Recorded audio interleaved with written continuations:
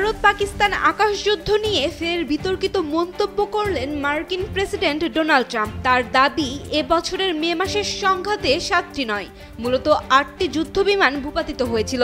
যদিও আগে 7টি যুদ্ধবিমান ধ্বংস হওয়ার কথা বলেছিলেন তিনি।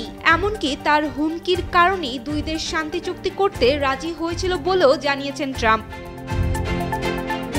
মিয়ামিতে আয়োজিত আমেরিকা বিজনেস ফোরামে বক্তৃতাকালে ট্রাম্প বলেন, আমি দুই দেশের শান্তি চুক্তির মাঝখানে ছিলাম। এরপর দেখি সংবাদপত্রগুলো লিখছে পদ্মা সেতু, মেট্রো রেল এবং এলিভেটেড এক্সপ্রেসওয়ে নির্মাণের গর্বিত অংশীদার বসুন্ধরা সিমেন্ট। 7 বা 8টি বিমান ভূপাতিত হয়েছে, আসল সংখ্যা ছিল 8। তিনি আরও অভিযোগ করেন, কিছু সংবাদপত্র মিথ্যা খবর ছড়িয়েছে। পাশাপাশি ভারত পাকিস্তান সংঘাতে শান্তি চুক্তি আনতে নিজের ভূমিকা গুরুত্বপূর্ণ বলেও দাবি করেন ট্রাম্প।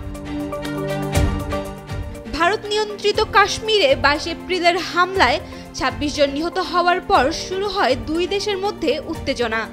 পাকিস্তান দাবি করে তারা 7টি ভারতীয় যুদ্ধবিমান ও কয়েক ডজন ড্রোন গুলি করে নামিয়েছে।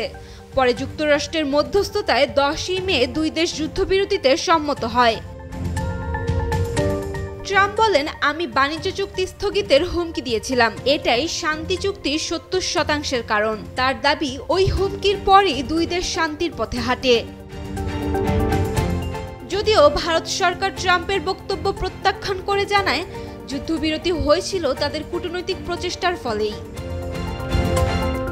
8 মাসে 8টি যুদ্ধের অবসান ঘটানোর দাবি করে ট্রাম্প আরও বলেন, তারা কূটনৈতিক কৌশল, আজারবাইজান, আর্মেনিয়া, ইসরায়েল, ইরান সহ আরও বহু সংঘাত এড়াতে সহায়তা করেছে। বিশ্লেষকরা বলছেন, ভারত পাকিস্তান সংঘাত নিয়ে ট্রাম্পের এই নতুন মন্তব্য আরও একবার বিতর্কের ঝড় তুলবে। Sayem Akter, Daily Sun.